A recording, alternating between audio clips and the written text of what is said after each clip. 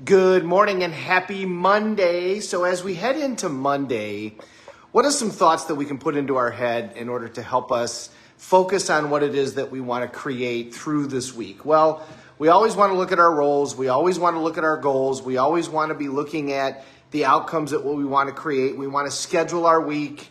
We want to mark time off to do the things that need to be done, put first things first.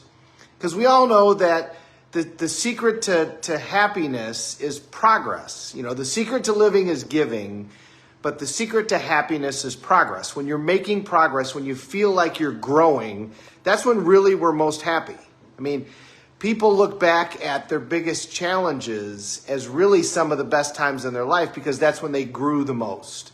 Those challenges forced you to get outside of your comfort zone in order to grow the most. So we know to embrace those things, but how do we embrace those things? When those particular things are happening, how can we look at it and say, okay, this is a good thing? You know, the old adage, I'm going to laugh about this sometime. Well, why wait? Well, another thing to always remember, secret to living is giving. The secret to happiness is progress, is growth. But at the end of the day, accomplishing all of our goals really is about two things. It's about meaning, and then it's about emotion. What do I mean by all that? Well, the accomplishing of the goal isn't really the thing for two reasons. Number one, because it's what you have to become in order to accomplish that goal that's really the reward. That's the growth. That's the secret to happiness is progress. But the goal, a lot of times it's like, let's say the goal is to create a certain amount of money. Okay, is it the money that you really want? Is it the pieces of paper with dead presidents on it that you really want? No, it's not what you want. What you want is the feeling that you think money will give you. If the goal is to lose a certain amount of weight, that goal could be fostered by, I want to be healthy. It could be fostered by, I want to be more attractive. It could be fostered by, I want to feel better about myself. But all of those things are a feeling. So the goal isn't necessarily to lose the weight. That is the goal. But the real goal is to get the feeling that you think you're going to have once you've lost that weight. And that feeling is determined by the meaning that you give the event.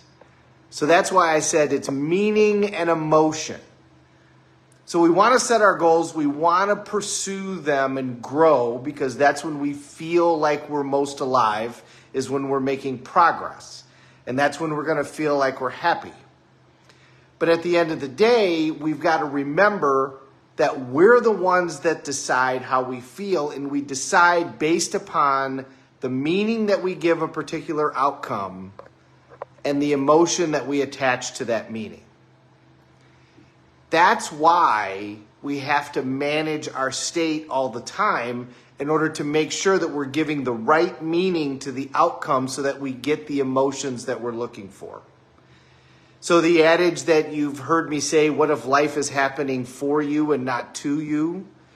That's all designed to make it so that you respond to these outcomes in a positive manner. Because are we going to get the outcomes that we want all the time? No, absolutely not. I mean, if you're a professional baseball player, you're trying to get 3 hits out of every 10 at bats. If you're an actor, you're trying to get 1 part every 1,000 auditions. You're not going to get the result that you want every time. In fact, most of the time, you're not going to get the result that you want. So the meaning that you give that particular experience decides the feeling, and what we really want in our life are we want certain feelings. We want money because we think it's going to give us freedom, or we think it's going to give us security, or we think it's going to give us a certain thing, which the reality is it may or may not give us that outcome. We decide if we're going to get that outcome. The security can be that you know that you're going to create the result no matter what, and you know that you're in control of how you're going to respond to create that result. The freedom could be that you know that you can decide to do whatever you want, whenever you want, and create the outcomes that you want to create. So you have the freedom to really make any choice that you want. So that way, that day, you can wake up and decide, is this what I want to do, or is this not what I want to do? Steve Jobs used to do that. He would look in the mirror and say, am I doing what I want to be doing today? And if the answer to that was no a couple of days in a row, then he made a big change. And Steve was gutsy enough that he was able to do that. So we decide the meaning that we give to any particular outcome, and that decides how we feel about that outcome. So schedule the time, set the goals, needs to happen, has to happen, needs to be part of every day that you proceed. Even if your goal for the day is simply, I'm going to hang out with my family and enjoy football and do nothing today, then that's fine, as long as you define what you're going to do. Design your own life so you don't become part of somebody else's design for theirs. But understand that if the outcomes aren't what you are desiring, you still decide your response to that by deciding the meaning that you give to that particular experience, and thus that decides the corresponding emotion that goes along with that experience. So as we head into the week, schedule your time, schedule your days, look at your roles, look at your goals, schedule your outcomes. Make it happen. Go achieve. But don't achieve to be happy, happily achieve. And do that by deciding the meaning to all of this stuff as you move forward. Life's not happening to you. It's happening for you. Good morning, everybody. My Uncle Bill, great to see you. Mr. Lampy, thank you so much.